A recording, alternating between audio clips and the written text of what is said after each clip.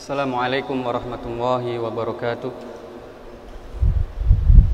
Alhamdulillahirabbil alamin wa bihi nasta'inu ala umurid dunya waddin.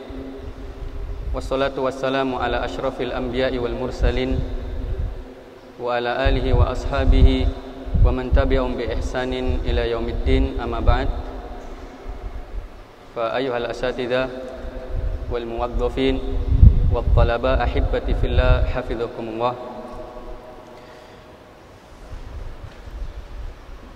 Para asatidzah dan para pegawai serta santri-santri pesantren Darul Ilmu yang saya cintai karena Allah Subhanahu wa taala. Semoga Allah Subhanahu wa taala senantiasa menjaga dan melindungi kita serta keluarga kita dari segala macam keburukan makhluk Allah Subhanahu wa taala. Alhamdulillah, kita bersyukur kepada Allah Subhanahu wa taala pada siang hari ini, hari Kamis tanggal 5 Rabiul Awal 1442 Hijriah, kembali Allah Subhanahu wa taala memudahkan kita untuk duduk di dalam sebuah majelis untuk mendengarkan pembacaan kitab Riyadhus Shalihin min kalami Sayyidil Mursalin yang ditulis oleh Al-Imam An-Nawawi rahimahullahu ta'ala. Kemudian salawat dan salam semoga tercurah limpahkan kepada hamba dan juga utusan Allah Subhanahu wa ta'ala, Nabi kita Muhammad sallallahu alaihi wasallam, pada keluarga beliau, kepada para sahabat dan juga kepada umat beliau hingga datangnya hari kiamat. Para ikhwah sekalian, hafizakumullah, kembali kita melanjutkan pembacaan kitab Riyadhus Shalihin dan kita masih di dalam pembahasan bab sabar. Dan kita telah sampai pada hadis yang ke-34. Kita bacakan hadisnya. Wa an Aisyah radhiyallahu anha annaha sa'alat Rasulullah sallallahu alaihi wasallam anit ta'un fa akhbaraha annahu kana 'adzaban yab'atsuhu Allah ta'ala 'ala man yasha faja'alahu Allah ta'ala rahmatan lil mu'minin falaysa min 'abdin yaqa'u fit ta'un fayamkuthu fi baladihi sabiran muhtasiban ya'lamu annahu la yusibuhu illa ma kataballahu lahu illa kana lahu mithlu ajri syahid. Rawahul Bukhari. Diriwayatkan dari Aisyah radhiyallahu taala anha. Ya, Aisyah radhiyallahu taala merupakan ahadu ummahatil mukminin, ya, salah satu di antara ibundanya kaum beriman. Dan ini adalah sebuah istilah di mana ummatul mukminin adalah istri bagi Nabi sallallahu alaihi wasallam, dan Aisyah merupakan salah satu istri dari Nabi sallallahu alaihi wasallam yang dinikahi oleh Nabi sallallahu alaihi wasallam ketika berumur 9 tahun. Di mana Rasulullah sallallahu alaihi wasallam melihat ada potensi di dalam diri Aisyah radhiyallahu taala anha untuk menjadi seorang muslimah yang pandai di dalam ilmu agama. Oleh karenanya, beliaulah yang paling banyak meriwayatkan hadis dari kalangan wanita. Dan kebanyakan hadis yang beliau riwayatkan adalah berkaitan dengan kehidupan rumah tangga Nabi sallallahu alaihi wasallam. Maka tidak heran tatkala seorang ulama, kalau tidak salah Al-Imam Hakim di dalam kitabnya Al-Mustadrak mengatakan rubu'ul ahkami asy-syar'iyyah nuqilat minas sayyidah Aisyah. Ya, jadi 1/4 hukum-hukum syariat di dalam agama Islam itu kebanyakan dinukil dari ibunda Aisyah radhiyallahu taala anha. Ya, bahwasanya beliau bertanya kepada Nabi sallallahu alaihi wasallam tentang ta'un. Ya, ta'un sebagian menjelaskan bahwasanya ta'un adalah musibah untuk penyakit tertentu, ya, seperti kolera, lepra dan juga semisalnya. Dan ada juga yang menjelaskan bahwasanya taun sebuah musibah atau wabah penyakit secara umum yang melanda suatu negeri di mana penyebarannya begitu cepat, sehingga manusia yang berada di dalam negeri tersebut meninggal dikarenakan wabah tersebut.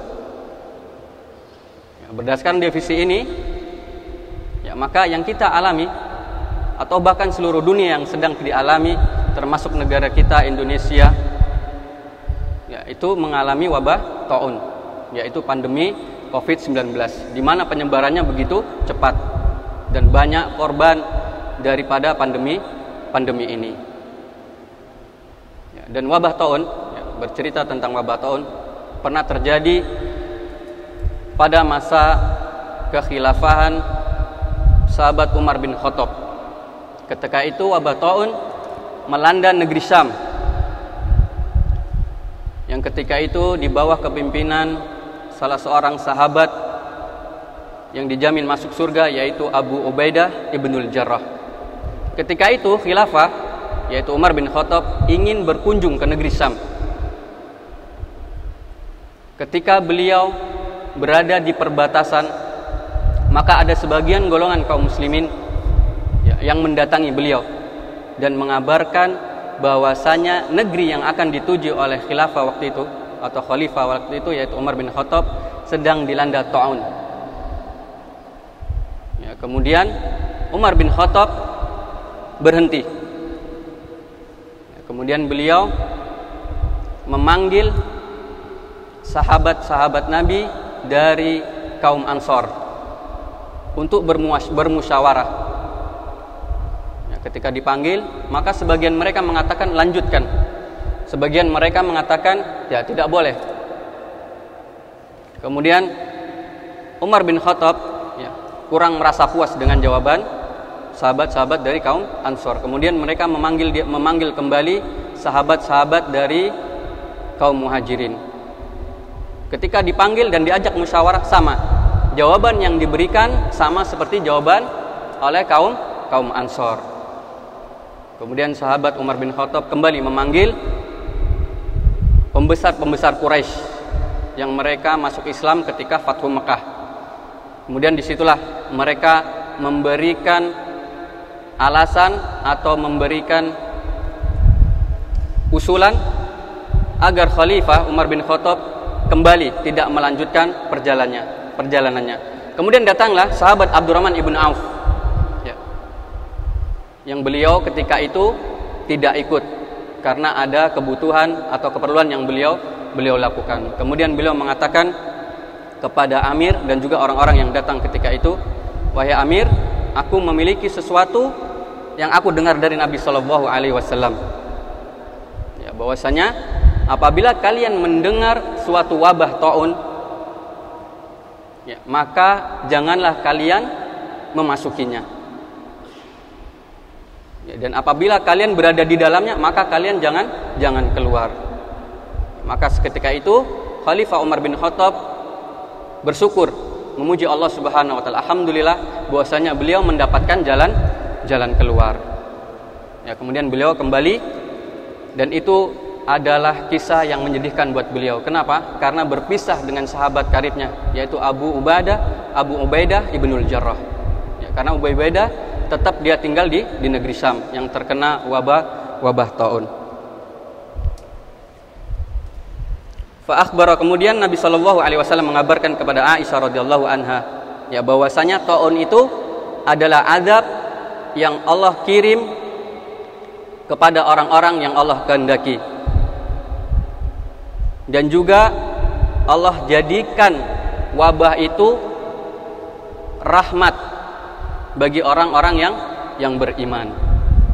Para ikhwas sekalian yang dimuliakan dan dirahmati Allah Subhanahu wa taala, musibah yang melanda suatu kaum bisa dibagi beberapa bagian.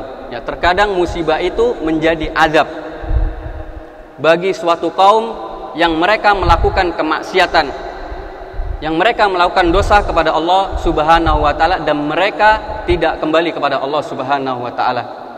Dan ini banyak Allah kisahkan di dalam Al-Quran.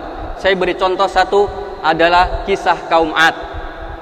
Kaum Ad di dalam Al-Quran diceritakan bahwasanya mereka tinggal di suatu negeri yang subur. Banyak tanaman, mata air, binatang ternak. Bahkan mereka bisa membangun gedung-gedung yang tinggi, istana yang megah. Akan tetapi karena mereka bermaksiat, berbuat dosa kepada Allah Subhanahu wa taala, maka Allah hancurkan dengan musibah yang Allah timpakan kepada mereka sebagai bentuk azab bagi mereka. Dan kebinasaan mereka Allah Subhanahu wa taala ceritakan di dalam surat Al-Haqqah. Allah Subhanahu wa taala berfirman, "Wa amma 'adun fa uhliku birihin sorsorin atiyah." Adapun kaum Ad yang mereka dahulu hidup di dalam kemegahan dari nikmat Allah Subhanahu wa taala, akan tetapi mereka bermaksiat, maka Allah utus kepada mereka angin yang kencang lagi dingin. Kemudian Allah Subhanahu wa taala berfirman, "Sakhkharaha 'alaihim sab'a layali wa thamaniyata ayyamin husuma." Yang mana angin itu menimpa mereka selama 7 malam 8 hari. Terus menerus ditimpa oleh angin yang dingin lagi kencang. Fataral qauma fiha sar'a ka'annahum a'jazu nakhlin khawiyah. Ya, maka kamu melihat kaum Ad seketika itu mati bergelimpangan, seakan-akan mereka seperti tunggul pohon korma yang telah kosong, lapuk. Seperti pohon yang sangat kokoh akan tetapi lapuk. Begitulah kondisi mereka tatkala ditimpakan azab kepada mereka dari Allah Subhanahu wa taala. Kemudian musibah yang menimpa terkhusus bagi orang-orang mukminin, maka itu menjadi rahmat bagi mereka.